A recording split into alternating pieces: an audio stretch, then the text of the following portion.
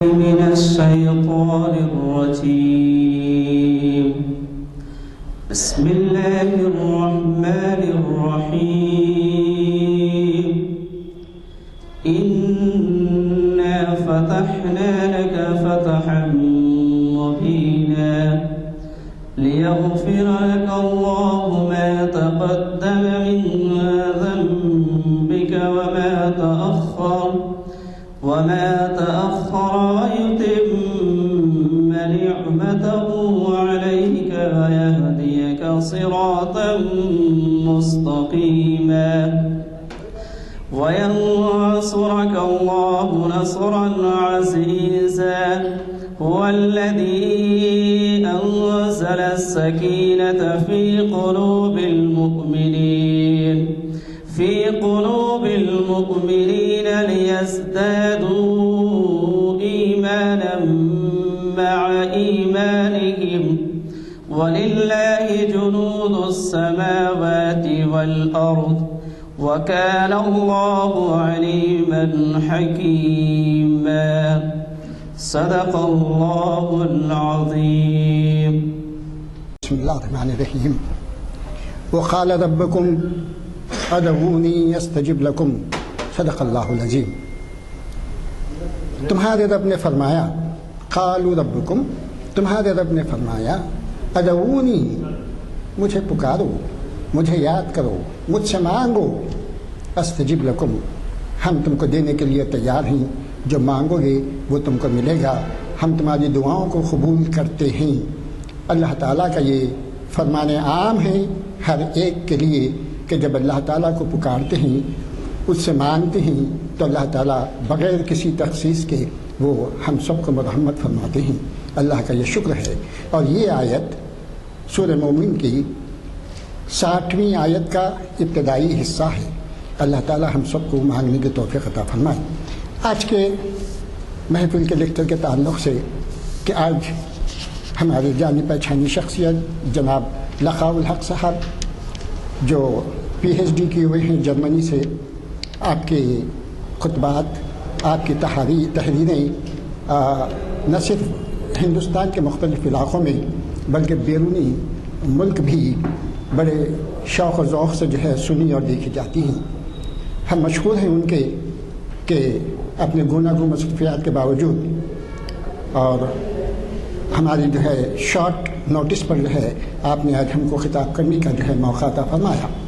آج کے عنوان کے تعلق سے آپ نے یہ عنوان دیا کہ جو ہے گوئٹے جو جرمن کا بڑا شاعر تھا، اس پر اسلام کے کیا اثرات ہیں. ماشاءاللہ سے اس موضوع پر آپ تفصیلی روشنی ڈالیں گے. آج مسجد عالیہ گن فاؤنڈری کے کانفرنس ہال میں بعد نماز عصر 29 دسمبر کو یہ لیکچر منعقد ہو رہا ہے اور اس کو جو ہے ابھی ہمارے ڈاکٹر لقاء الحق صاحب مخاطب فرمائیں گے. میں گزارش کرتا ہوں کہ آپ تشریف لائیں اور جو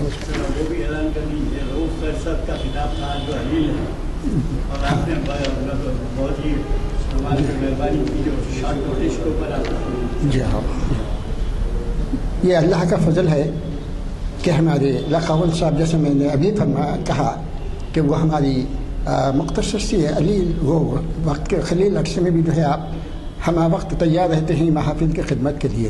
اور جو ہمارا اصل پروگرام کے مطابق جناب رؤوف خیر صاحب وہ علیل ہیں، ان کا ہارٹ آپریشن ہوا جس کی وجہ سے وہ نہیں آ سکے. تو ہم گزارش کرتے ہیں لقاء الحق صاحب سے کہ وہ جو ہے مخاطب فرمائیں. الرحمن بسم اللہ الرحمن الرحیم. الصلاۃ والسلام علی رسول الکریم. اما بعد، میرے محترم بھائیوں، السلام علیکم. تھوڑا سا بڑھا دیں اس پہ ذرا سا. تو آج جو عنوان آپ کے سامنے میں نے جو ہے سلیکٹ کیا ہے وہ دراصل یہ ہے کہ ہم لوگوں کو اس بات کا علم نہیں ہے کہ ہمارے جو اسلامی فکر و فن کے اساتذہ تھے ان کی تعلیمات کا امپیکٹ یورپ کے اوپر کیا ہوا ہے. یہ جو ہے ہم یہ سمجھتے ہیں کہ جو کچھ ہمارے پاس ہے وہ سب یورپ سے آیا ہے، مگر یہ ایک بہت بڑی غلط فہمی ہے. جو کچھ یورپ کے پاس ہے وہ مسلمانوں کا دیا ہوا ہے، اور ہمیں قطعاً جو ہے ہمارے علم میں نہیں ہے یہ بات. یہ لیکچر اور اس کے بعد کا جو لیکچر ابھی آنے والا ہے میرا، یہ دونوں لیکچر میں نے جرمنی میں وہاں پہ دیے تھے، اور ان لیکچروں کا جو ماخذ تھا وہ جرمن لٹریچر سے ہے دراصل. اور جتنے جاہل ہم لوگ ہماری زبان و ادب سے ہیں، جرمن بھی کچھ کم جاہل نہیں ہیں اپنی زبان و ادب سے، ان کو بھی واقفیت نہیں ہے. جب میں نے گوئتے کی فلسفی اور اس کی کتابیں اور اس نے جو کچھ لکھا ہے، جب میں میرے جرمن دوستوں کے ساتھ میں نے ان کو بتایا، دیکھا، تو وہ آنکھیں پھاڑ پھاڑ کے جو ہے وہ دیکھنے لگے، اور بعض تو میری بات پہ بلیو کرنے کے لیے تیار بھی نہیں تھے. بہرحال یہ اپنے ہی علم و ادب سے، اپنی ہی ہماری جو وراثت ہے اس سے ہم خود بھی واقف نہیں ہیں. یہ کوئی نئی چیز نہیں ہے، اس سے دوسری قوموں کا بھی وہی عالم ہے.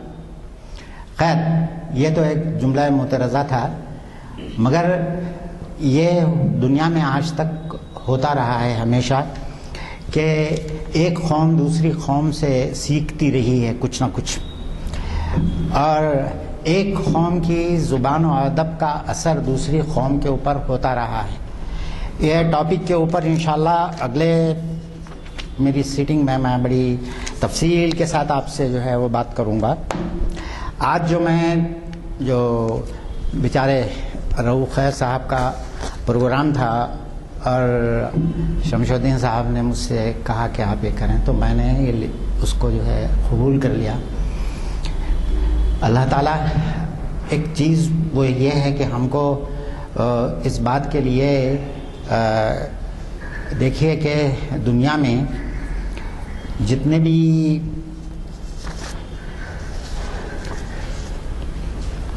میں شروع جو ہے یہاں سے کرتا ہوں کہ دنیا کی تاریخ کے اندر جو میں یہ بات کہہ رہا ہوں اس کو ذرا غور سے سنیے گا. دنیا کی تاریخ میں ہمیشہ سے ظالم فرمانروا آتے رہے ہیں، اور یہ جو ہے وہ انہوں نے دنیا میں قتل و خون و غارت گری اتنی مچائی کہ انسان کو مار کے خوش ہوتا ہے. میں آپ سے سچ کہہ رہا ہوں کہ جب انسان درندگی پہ آتا ہے تو درندوں سے زیادہ خطرناک ہو جاتا ہے،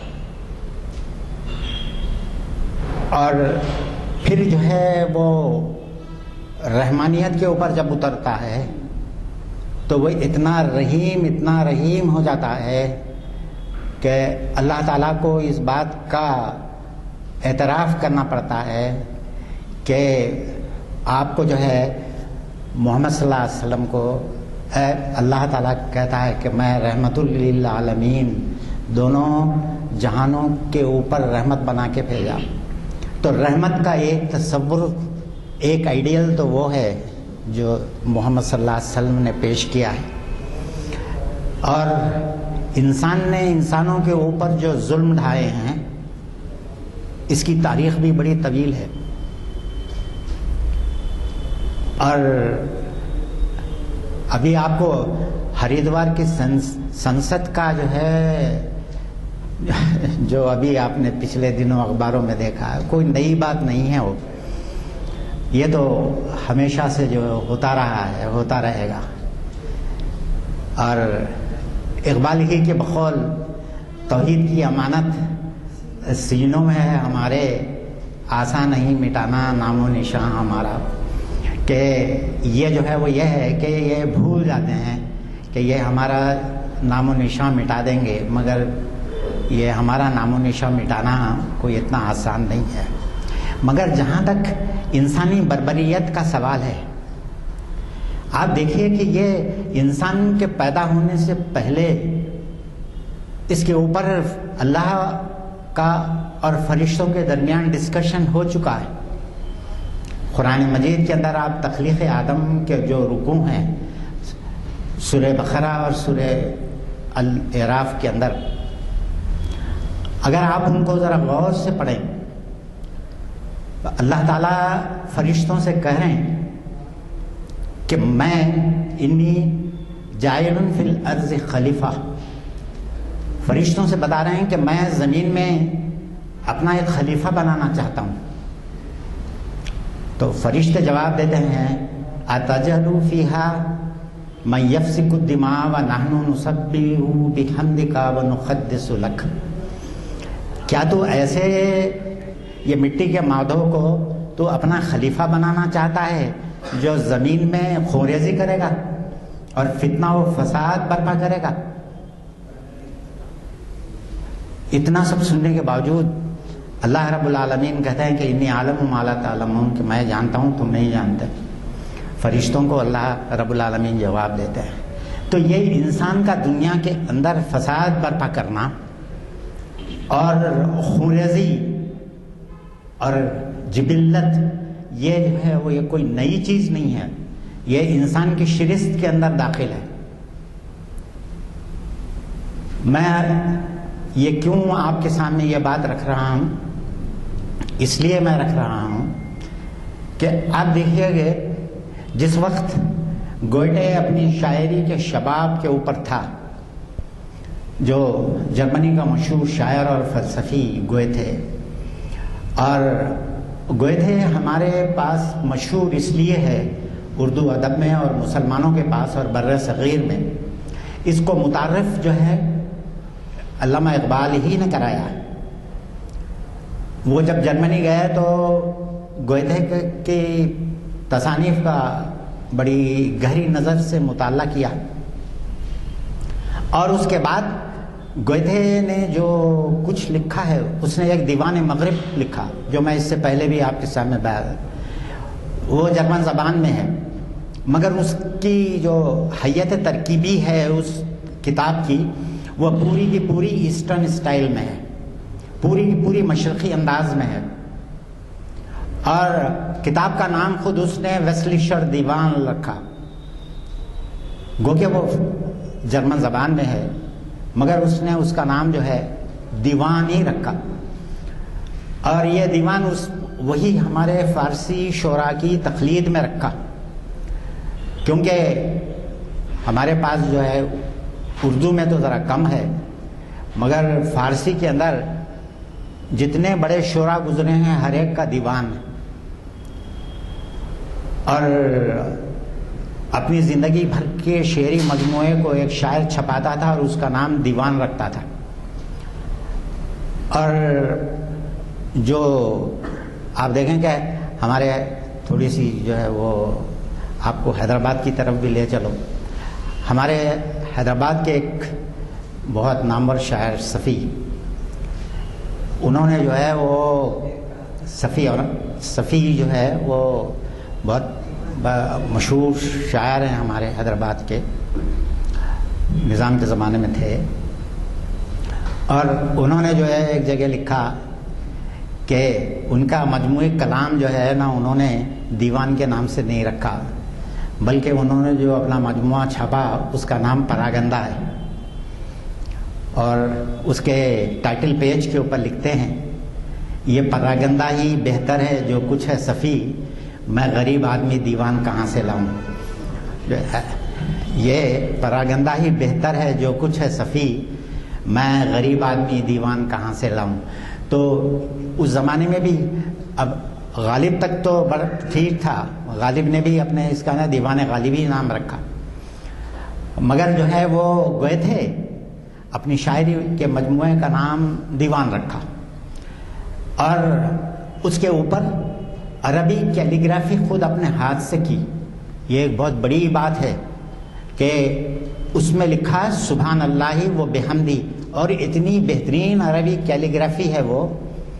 اور وہ گوئے عربک کیلیگرافی سیکھا ہوا تھا اس, اور اس کو جگہ جگہ لکھتا تھا. اور اس کے عربی کیلیگرافی کے نمونے جو گوئے کا بہت بڑا میوزیم ہے برلن کے اندر, وہاں میں نے دیکھا ہے اس کی ہاتھ کی لکھی ہوئی تحریریں اور اس کی کیلیگرافی کے نمونے سب جو ہے میں نے دیکھے ہیں وہاں پہ. خیر, تو یہ جو ہے وہ چیز تھی. اس کے واسطے اقبال جو ہے کہتے ہیں پیر مغرب شاعر المانوی, پیر مغرب شاعر المانوی آنکھ خطیل شیوہ ہائے پہلوی. یہ لفظ پہلوی یہ ہمارے لیے میرے خیال میں جو کچھ بھی لوگ اخبارات وغیرہ پڑھتے ہیں ان کے لیے کوئی نیا نہیں ہے. اور المانوی تو آپ جانتے ہیں کہ عربی زبان میں جرمنی کو المانیہ کہتے ہیں اور اسی سے المانوی ہے. پیر مغرب شاعر المانوی آنکھ خطیل شیوہ ہائے پہلوی. یہ پہلوی جو ہے نا ایران کی طرف ہے. ایران کے بادشاہ جو تھے رضا شاہ پہلوی, آپ نے نام سنا ہوگا. تو جو چیز بھی ایران سے تعلق رکھتی ہے اس کو جو ہے پہلوی کہا جاتا ہے. اب یہاں پہ اقبال نے جو کہا کہ آنکھ خطیل شیوہ ہے پہلوی, یہ خطیل کا لفظ جو ہے یہ بھی آپ لوگوں کے لیے جو اردو شاعری سے واقف ہیں کوئی نیا نہیں ہونا چاہیے. خطیل جو ہے دراصل قتل سے ہے, یعنی مرڈرڈ. جو اس کا اگر فعل بنا دیا جائے اس میں فاعل, تو یہ جو ہے مرڈرڈ ہو جاتا ہے. تو اب آپ دیکھیے کہ قتیل جو ہے وہ اس جو ہے نا آدمی کو کہتے ہیں جو قتل ہوا ہے. اور اس لیے جو ہے یہ چیز ہمارے اردو ادب میں بھی بہت زیادہ مشتمل ہے اور ہوتی ہے. جو لوگ اردو شاعری پڑھتے ہیں وہ ان لوگوں کو اس بات کا پورے طریقے سے علم ہے کہ ہمارے پاس جس طریقے سے یعنی عشقیہ مضامین جو بیان کیے جاتے ہیں, جس طریقے سے میر نے جو ہے کہا برچی تیری نگاہ کے پہلو میں اتر گئی, پہلو سے دل سے جگر میں اتر گئی. تو یہ جو ہے وہ یا یہ شعر بہت جو اردو ادب کے اندر بڑا آتا ہے کہ یار نے ابرو مشغاں سے مجھے صید کیا, صاحب تیر و کماں تھا مجھے معلوم نہ تھا. کہ آپ دیکھیے کہ آنکھوں کی جو پلکیں ہیں اس کو تیر سے تشبیہ دینا, اور بہوؤں کو کمان سے تشبیہ دینا, اور معشوق کی آنکھ کو تیر و کمان سے تشبیہ دینا, اور یہ کہنا کہ یار نے ابرو مشغاں سے مجھے صید کیا, صاحب تیر و کماں تھا مجھے معلوم نہ تھا. خیر میں اس وقت اردو ادب کی کلاس نہیں لے رہا ہوں, بلکہ میں جو ہے آپ کو یہ بتانا چاہ رہا ہوں کہ یہ لفظ خطیل جو ہے ان معنوں میں استعمال ہوا ہے کہ وہ اس کو جو مشرقی علوم تھے اس کے اوپر اتنا زیادہ اثر کر دیا تھا گوئتھے کے اوپر کہ آپ تصور نہیں کر سکتے کہ ایک انسان ایک مشرق کا رہنے والا, مغرب کا رہنے والا انسان, اس کے اوپر مشرق کا اتنا زیادہ اثر کیوں کر ہوا اور کس طریقے سے ہوا. اس کو جو ہے نا پیام مشرق کے دیباچے میں اقبال نے بڑے بہترین طریقے سے بیان کیا ہے. پیام مشرق کا دیباچہ اگر آپ پڑھیں تو اس کے اندر جرمن لٹریچر کی تاریخ ہے تھوڑی سی, اور اس میں آپ اگر دیکھیں تو آپ کو معلوم ہوتا ہے کہ اقبال کا مطالعہ جرمن لٹریچر کے تعلق سے کتنا گہرا تھا. اور وہ ایک قلیل مدت رہے جرمنی میں, 1 سال 9 مہینے یا 1 سال سے زیادہ نہیں رہے. اس کے باوجود بھی اقبال نے جرمن علم و ادب کا وہ مطالعہ کیا اور اس کے بعد ایسی عرقریزی کے ساتھ وہ مضمون لکھا. اقبال نے اپنی کسی کتاب کے اوپر دیباچہ نہیں لکھا، صرف 2 کتابوں کے اوپر لکھا. ایک تو پیام مشرق کے اوپر لکھا اور دوسرا اقبال نے جو ہے اسرار خودی کے اوپر بھی دیباچہ لکھا. بس 2 کتابوں کے اوپر دیباچہ لکھا، وہ بھی اپنے ہاتھ سے لکھا، کسی سے لکھوایا نہیں. اور اس کے اندر انہوں نے جو ہے جو باتیں بیان کی ہیں وہ بڑی ہی عرقریزی سے اور بہت ہی سمجھنے کی جو ہے وہ باتیں ہیں. پہلی بات تو انہوں نے گوئتھے کے تعلق سے جو لکھی اس دیباچے کے اندر انہوں نے یہ لکھا کہ دوسرا شاعر جو جرمنی کا جو گوئتھے کے بعد پیدا ہوا اس کا نام تھا ہائنا. اور ہائنا نے جو گوئتھے کی کتابوں کی تفسیر جس طرح سے شرح لکھتے ہیں نا، ہمارے پاس جس طریقے سے مولانا روم کی مثنوی کی شرح لکھی ہے بہت سے لوگوں نے، اقبال کی جو ہے پروفیسر نکلسن نے خود جو ہے وہ اسرار خودی رموز بے خودی کی شرح لکھی ہے، ترجمہ بھی کیا ہے.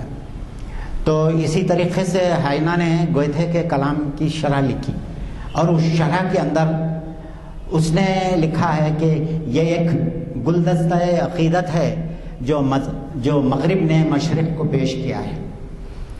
اور دوسری چیز اقبال نے اس کے اندر یہ لکھی ہے کہ اس کے دیوان پڑھنے سے، اس کی کتابیں پڑھنے سے اس بات کا پتہ چلتا ہے کہ مغرب کے پاس روحانیت کا دیوالیہ نکل چکا تھا.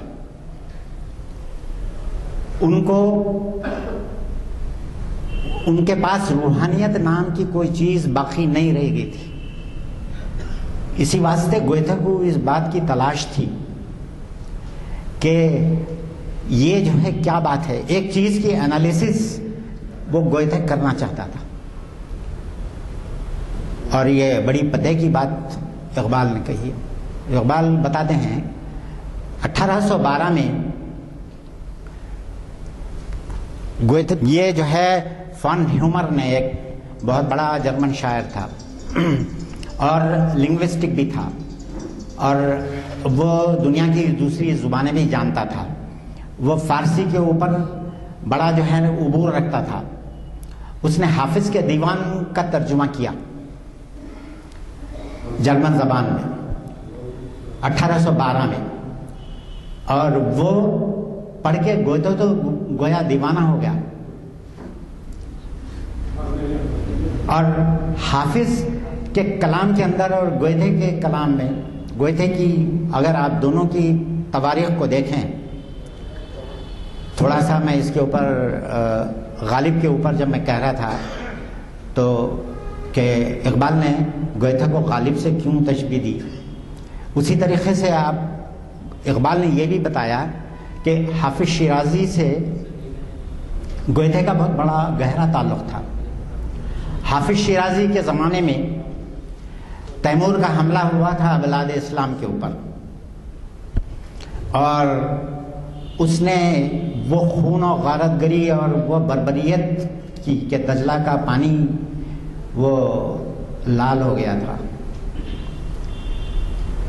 اتنا جو ہے خون بہایا اس نے. اور بعد میں ہوا یہ کہ حافظ شیرازی نے اس کو اپنا گرویدہ بنا لیا. یہ کس طریقے سے ہوا اور کیا ہوا یہ تو تاریخ کے صفحات میں ہے. اگر اب میں اس ذکر کو چھوڑوں، ایک بہت لمبی تاریخ ہے. انشاءاللہ اللہ اگر مجھے زندگی دے اور آپ لوگوں کو شوق آپ لوگوں کا ایسی رہا تو میں کسی وقت بتاؤں گا کہ یہ جو اقبال نے کہا پازما مل گئے کعبے کو صنم خانے سے، اقبال کا صرف یہ ایک مصرے کی تشریح کے لیے مسلم جو ہے نا تیمور کے حملے کی پوری ایک تاریخ موجود ہے اس ایک جملے کے اندر. میرے بھائیوں، اصل چیز وہ یہ ہے کہ گوئتھے کے زمانے میں بہت بڑی سلطنت تھی ویمر کی، جس کا میں نے جو ہے نا ذکر کیا غالب کے وقت کہ وائمار ریپبلک جو جرمنی کی بہت بڑی ریپبلک تھی اور بسمارک جس کا بادشاہ تھا، وہ اس کو جو ہے وہ سارا یورپ فخر کی نگاہ سے بسمارک کی سلطنت کو دیکھتا تھا. اور بسمارک نے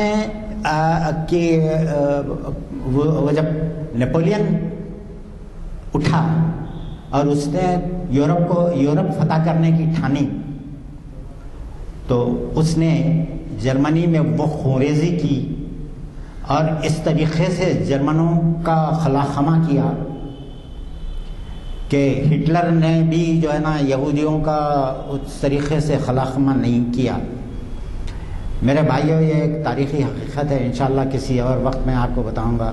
ہٹلر کو بدنام بہت کیا گیا اور اس میں مغربی پروپیگنڈے کا بہت بڑا دخل ہے اور اس میں امریکنز کا بہت بڑا دخل ہے.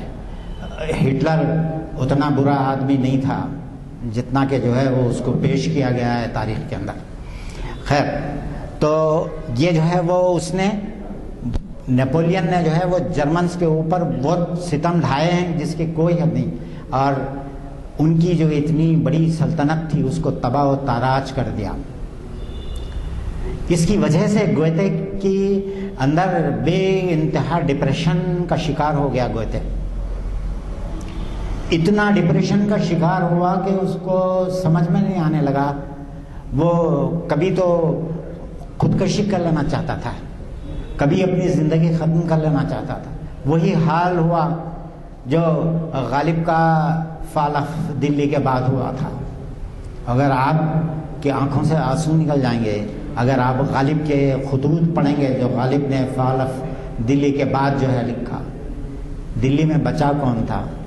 جو کچھ تھوڑے بہت سے لوگ بچ گئے تھے وہ سارے حیدرآباد، سارے ہندوستان میں پھیل گئے.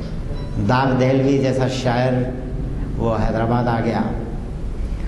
اور یہ آپ دیکھیے کہ دلی کا تو یہ عالم ہوا، اسی طریقے سے جرمنی کا وہی عالم ہوا تھا. تو اتنا اضمحلال کہ اس کو سمجھ میں نہیں آتا تھا کہ میرے ڈپریشن کا میں کیا علاج کروں. اتنے میں فام ہیومر کا حافظ شیرازی کے کلام کا ترجمہ اس کو ملتا ہے. اور جب انہیں حافظ شیرازی کی لائف ہسٹری کا، اس کی بایوگرافی کا مطالعہ کرتا ہے حافظ شیرازی کی، تو وہ دیکھتا ہے کہ حافظ شیرازی کے زمانے میں بھی مسلم دنیا کے اوپر تیمور کا حملہ ہوا تھا. تیمور نے تو بربریت کی انتہا کر دی تھی، یہ ابھی نیپولین نے تو ابھی کچھ بھی نہیں کیا. اس کے باوجود حافظ شیرازی کے کلام کے اندر وہی زندگی، وہی روحانیت، وہی بانک پن اور وہی جو ہے نا اضمحلال اور وہی زندگی. آخر یہ انسپریشنز حافظ شیرازی لیتا کہاں سے ہے؟ اس کو تو میری طرح ڈپریشن کا شکار ہو کے مر جانا چاہیے تھا، مگر یہ حافظ کہاں سے اٹھ کھڑا ہوا؟ اس کے اوپر ذرہ برابر بھی جو ہے ایسا لگتا ہی نہیں کہ اس کی قوم کو تباہ کر دیا گیا. اور وہ وقت کے اتنے بڑے فرمانروا کو اپنا ہم خیال بنا لیا. اور یہیں سے گوئتے اٹھتا ہے اور اس کے بعد وہ نیپولین کے قریب ہونا شروع کرتا ہے اور نیپولین کو اپنا گرویدہ بنا لیتا ہے. یہ حافظ کے اندر اور گوئتے کے اندر بہت بڑا پیرلل ہے جو اقبال کھینچتے ہیں اپنے پیام مشرق کے دیباچے کے اندر. میرے بھائیوں، آپ گوئتے بہت بڑا، اس کے اندر انسپریشنز کی انتہا تھی اس کے پاس. اور وہ آپ دیکھیں گے جب آپ اس کا کلام پڑھیں گے تو آپ کو معلوم ہی نہیں ہوگا کہ یہ کوئی جرمن کا لکھا ہوا کلام ہے. اس سے پہلے میں نے ایک چھوٹی سی مثال دی تھی آپ کو. اس نے جو گوئتے کی جو مشہور نظم تھی، میں نے اس کا تجزیہ پچھلے اپنے لیکچر میں نے کیا تھا، حور اور شاعر کا.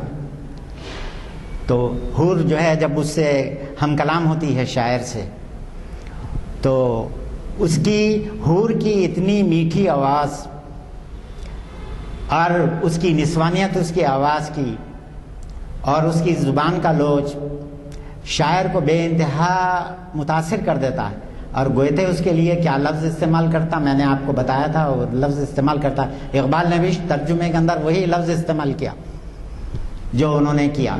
گوئتھے نے جو لفظ استعمال کیا تھا, اقبال نے بھی بے عینی ہی وہی لفظ استعمال کیا. وہ کہتا ہے کہ نیش, آپ نیش جو ہے نا, ہمارے جو اردو اچھا جاننے والے لوگ ہیں وہ چاہتے ہیں نیش اقرب, ہمارے پاس بچھو کی ڈنک کو جو ہے نا کہتے ہیں فارسی ادب کے اندر. تو نیش جو ہے نا ڈنک کو کہتے ہیں. تو اس نے, گوئتھے نے اس حور کی آواز کو نیش سے تشبیہ دی. اور آپ دیکھیے کہ آواز اللہ کی ایک بہت بڑی نعمت ہے جو ایک انسان کو عطا ہوتی ہے.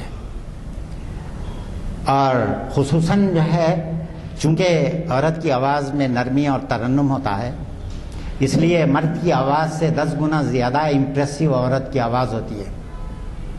یہ میں نے آپ کو پہلے بھی بتایا تھا کہ میں کمیونیکیشن انجینئر ہوں, میں کوئی ادب کا پروفیسر ہوں نا, میں ادب کا جو ہے جاننے والا ہوں, مگر یہ صرف اللہ کی دین اور مطالعہ ہے. صرف ہمارے پاس کمیونیکیشن کے اندر کہ جب وائس اسپیکٹرم کو دیکھا جاتا ہے تو عورت کی آواز کی فریکوینسی جو ہوتی ہے وہ مرد کی آواز کی فریکوینسی کے مقابلے میں بہت ہائی ہوتی ہے. اس لیے اس فریکوینسی کو الگ طریقے سے انالیسس کرنی پڑتی ہے, عورت کی آواز کو مرد کی آواز, تاکہ ٹیلی فون کے اندر عورت اور مرد کی آواز کے اندر جو ہے وہ ڈفرینشیٹ کر سکے سننے والا. تو یہ جو ہے وہ یہ تو چیز کمیونیکیشن کی تھی. مگر میں آپ کو بتا رہا ہوں کہ اس نے وہ لفظ, گوئتھے نے نیش کا لفظ استعمال کیا. اور ہندو مذہب میں بھی آپ دیکھیے کہ ان لوگوں کے پاس گانا جو ہے وہ لوگ یہ سمجھتے ہیں کہ یہ بھگوان کی ایک صفت میں سے ایک صفت ہے. اور وہ جس آدمی کے اندر بہترین آواز ہوتی ہے اس کی, اس کو بولتے ہیں کہ بھگوان اس کے اندر صلاحیت کر گیا ہے. ایک مرتبہ مہدی حسن کی تعریف کرتے ہوئے لتا منگیشکر کہتی ہے ان کے حلق میں تو, ان کی آواز میں تو بھگوان بولتا ہے. اور یہ بات بھی آپ لوگوں سے پوشیدہ نہیں ہے کہ ہندو جو ہے بڑے غلام علی کی پوجا کیا کرتے تھے, اور ان کو بٹھا کے ان کے سارے میوزیکل انسٹرومنٹس اور سب رکھ کے وہ جو ہے ان کی پوجا کرتے تھے, کیونکہ ان کے نزدیک اتنی بہترین انسانی آواز وہ انسان کی آواز نہیں ہو سکتی, وہ بھگوان کی آواز ہے. اور آواز کی اثر آفرینی کو غالب نے ایک جگہ غضب کر دیا کہ کس طریقے سے ڈیفائن کیا ہے. آپ دیکھ کے آپ سن کے حیران ہو جائیں گے. غالب ڈیفائن کرتا ہے کہ یعنی نسوانی آواز کو ڈیفائن کرتے ہوئے غالب کہتا ہے اس غیرت ناہید کی ہر تان ہے دیپک, شعلہ سا لپک جائے آواز تو دیکھو. کہ جو ہے آپ دیکھیے کہ کس طریقے سے, اب آپ بتائیے اس سے بہتر انداز بیان ایک عورت کی آواز کو بیان کرنے کے لیے کیا ہو سکتا ہے. اس لیے ہمارے جتنے بھی صوفیہ اور ہمارے جتنے بھی بزرگان دین اور ہمارے علماء جو ہے وہ عورت کے گانے کو فساد کہتے ہیں, اور کہتے ہیں کہ جو ہے نا اس سے اجتناب جو ہے ضروری ہے. آپ دیکھیں کہ سورہ لقمان کی یہ آیت وَمَن يَشْتَرِ لَهْوَ الْحَدِيثِ کی تفسیر کے اندر علماء اور جو ہے ہمارے مفسرین لکھتے ہیں کہ وہاں پہ جب دیکھا کہ محمد صلی اللہ علیہ وسلم کی تعلیمات کا توڑ کسی اور طریقے سے نہیں ہو رہا ہے, تو ایک سردار قریش میں سے ایک آدمی جو ہے وہ ایران جاتا ہے اور وہاں سے گانے والیوں کو لے کے آتا ہے, اور آ کے رستم و اسفندیار کے قصے جو ہے وہ انتہائی بہترین آواز میں وہ گاتی تھی تاکہ نوجوانوں کو جو ہے متاثر کیا جائے. بڑی مزے کی بات یہ ہے کہ ابھی پچھلے ہفتے سعودی عرب میں بھی سب وہی کچھ ہو رہا ہے. تو یہ جو ہے نا سلمان خان کو بلا کے جو ہے نا کنسرٹ کیے چلے جا رہے ہیں, اور دیار رسول کے اندر جو ہے نا سنیما ہال کھل گیا ہے. اللہ تعالی ہم کو جو ہے نا مطلب ہے کہ نیک ہدایت دے. یہ سب قرب قیامت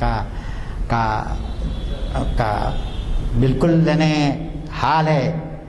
ہم تباہ ہونے والے ہیں، یہ یاد رکھ لیجیے گا. اور دوسری چیز جو یہ ہے کہ آپ انہیں جو لے کے آ کے سارے نوجوانوں کو کرتا ہے. اس واسطے اللہ تعالیٰ نے کہا کہ وہ من یشتری لہو الحدیث، کہ لوگوں میں سے کچھ ایسے لوگ ہیں جو اس کلام میں لہو الحدیث کہا گیا ہے اس کو، گانے کو. تو آپ اس میں جو ہے وہ آواز کی اثر آفرینی اور اس کے اندر جو ہے یہ گوئتھے کو اس طریقے سے جو ہے متاثر کی، اور اس کا جو ہے نا یہ ہے. دوسری چیز جو ہم کو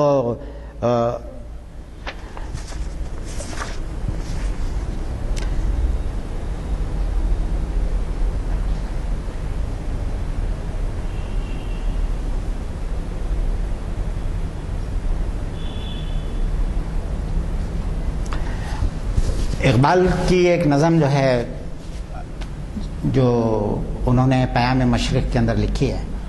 پیام مشرق جو اقبال کی کتاب ہے دراصل گوئتھے کے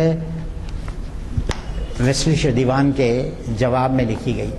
اس میں اقبال نے بڑے بڑے جتنے بھی یورپین فلسفی تھے ان کے کلام کے اوپر جگہ جگہ تبصرہ کیا ہے.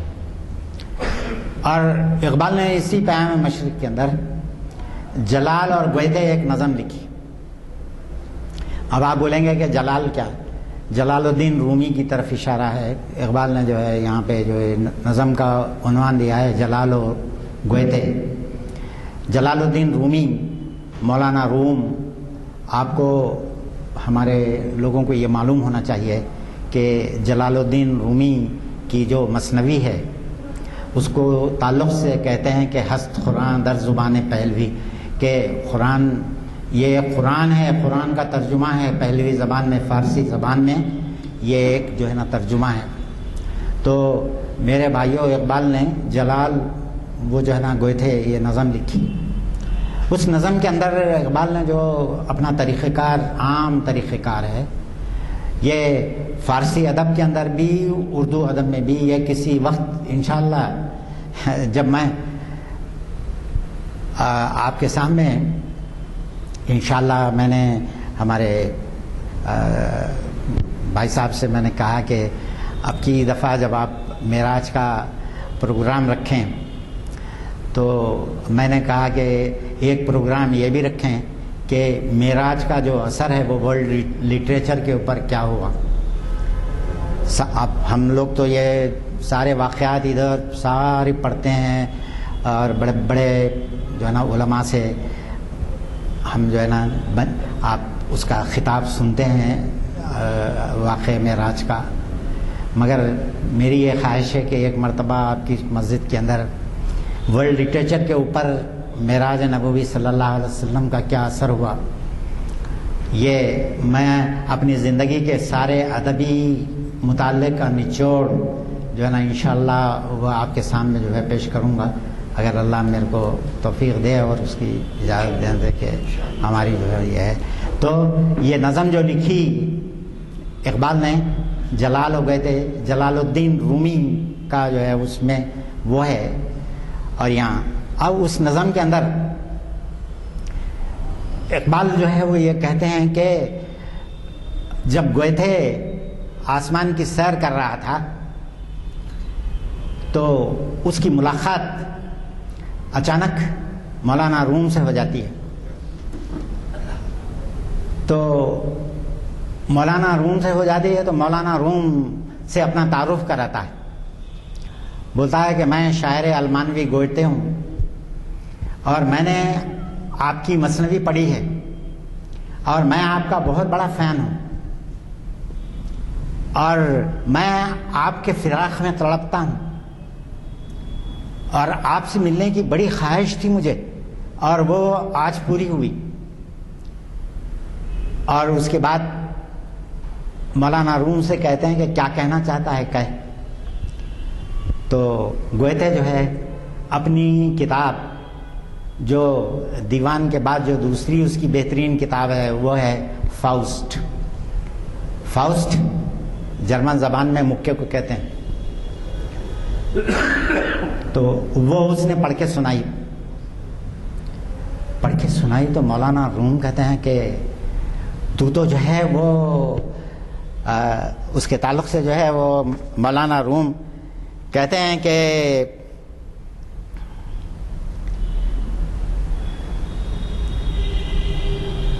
اس کے تعلق سے مولانا روم کہتے ہیں کہ تو بالکل اللہ تعالیٰ کو شکار کرنا چاہتا ہے. یہ جو ہے کس طریقے کا تیری کتاب ہے اور کس طریقے کی تیری فلسفی. اقبال بھی اس کو جو ہے کہتے ہیں. آپ کو مولانا روم کا ایک مشہور شعر ہے اور جس کو سن کے غالب ہمیں سر دھنتا رہتا تھا, جس کو پڑھ کے ہمیشہ وہ کہتے ہیں کہ زیر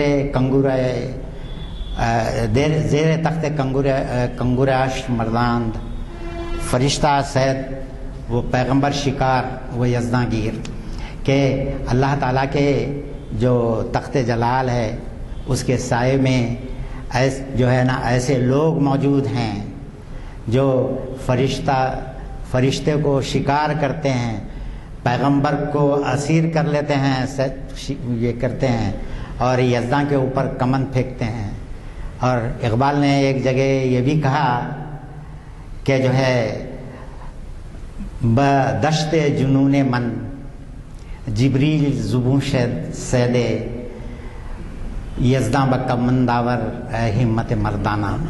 کہ جو ہے بول رہے ہیں کہ جبریل کا شکار کرنا یہ تو بہت آسان بات ہے, ہمت مردانہ تو یہ ہے کہ تو اللہ کا شکار کر لے. یزداں بکمن داور اے ہمت مردانہ.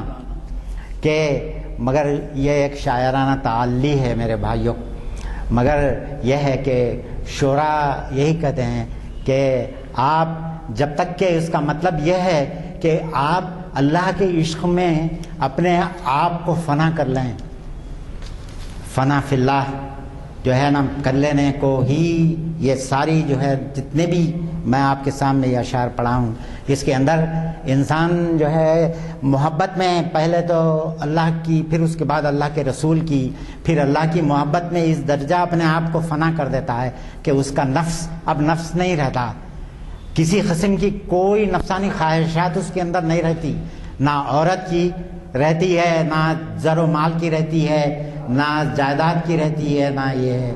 اللہ تعالیٰ قرآن مجید میں کہتے ہیں کہ زُيِّنَ لِلنَّاسِ حُبُّ الشَّهَوَاتِ مِنَ النِّسَاءِ وَالْبَنِينَ وَالْقَنَاطِرِ الْمُقَنطَرَةِ مِنَ الذَّهَبِ وَالْفِضَّةِ وَالْخَيْلِ الْمُسَوَّمَةِ وَالْأَنْعَامِ وَالْحَرْثِ ذَلِكَ مَتَاعُ الْحَيَاةِ الدُّنْيَا وَاللَّهُ عِندَهُ حُسْنُ الْمَآبِ. کہ میرے بھائیوں اللہ تعالیٰ سورہ آل عمران میں دوسرے رکوع کے اندر کہہ رہے ہیں کہ انسان کے لیے میں نے بڑا خوشنما بنا دیا ہے. کیا کیا چیزیں خوشنما بنا دی ہے؟ زُيِّنَ لِلنَّاسِ حُبُّ الشَّهَوَاتِ, عورتوں کے ساتھ شہوت انسان کے لیے بڑی خوشنما بنا دی گئی ہے, اور اولاد کی محبت اس کے لیے بڑی خوشنما بنا دی گئی ہے. والبنین والقناطر المقنطرۃ, گھوڑوں کے قطار در قطار, یہ ساری چیزیں جو ہے نا انسان کے لیے بڑی خوشنما بنا دی گئی ہیں. قل انبئکم خیر من ذالکم, اللہ تعالیٰ کہہ رہے ہیں کہ میں کیا تم کو بتاؤں اس سے بہتر چیز, اللہ اور اس کی رسول کی خوشنودی کے اندر جو کچھ تم کو دنیا ملے گا وہ ان ساری چیزوں سے بہت زیادہ ہے.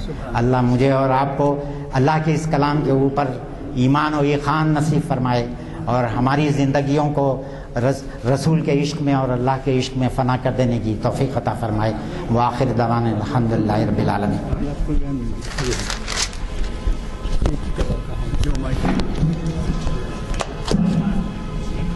السلام علیکم حضرات.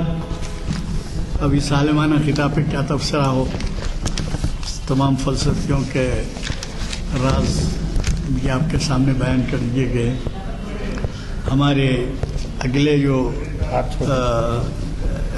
ہفتے کے جو اعلامیے ہیں وہ چھپ کے آ گئے ہیں نا, دے دیں آپ لوگوں کو تصویر, اور آپ چاہیں تو لے جا کے اپنی اپنی مسجدوں میں بھی لگا سکتے ہیں. اس کے مطابق جمعہ 21 دسمبر کو قبل خطبہ نماز جمعہ میں پروفیسر سید راشد نسیم ندوی صاحب، آپ کو تو معلوم ہے یہاں مخاطب کرتے ہیں، وہ پریزیڈنٹ کے ایوارڈ یافتہ ہیں، وہ ان کا خطبہ ہوگا، اور پھر یہ بہت ہی اہم عنوان سے تعمیر ملت کے صدر جناب محمد ضیاء الدین نیّر صاحب مخاطب کرنے والے ہیں، ہندوستان کی آزادی میں مولانا حسرت موہانی کا کردار۔ اب میرا جہاں تک اندازہ ہے آج کے نوجوان کو حسرت موہانی کون تھے وہ بھی نہیں معلوم ہے۔ اب وہ کردار کا ذکر ہے، کوشش کریے کہ اپنے ساتھ کچھ نوجوانوں کو لائیں تاکہ وہ واقفیت حاصل کر سکیں۔ اور اسی طریقے سے خوشی کا اسلامی تصور، ظاہر ہے آپ جانتے ہیں خوشی ہر انسان کی زندگی میں کس طریقے سے اپنا رول ادا کرتی ہے، تو اس کا اسلامی تصور کیا ہے، یہ بھی جو ہے حافظ محمد اسحاق کمال قادری جن کے لیکچر سے یہ آغاز ہوئے تھے ہمارے شریعت انفارمیشن سروس کے، وہ 840واں نشست مخاطب کریں گے پیر کے دن بعد اثر یعنی 3 جنوری کو، اور پھر المعنوی ادب میں تحریک مشق ڈاکٹر لقاء الحق صاحب یہ مخاطب فرمائیں گے۔ یہ محفل اقبال شناسی کی 1060ویں نشست ہوگی۔ مجھے قوی توقع ہے کہ آپ نے اندازہ لگایا کہ ایک دریا ہے کہ بہہ رہا ہے معلومات کا، اب وہ کئی لوگ تو ہمارے پاس نہ نشتے سے واقف نہ ڈانٹے سے واقف، ان کے کارناموں سے کیا واقف ہوں گے وہ۔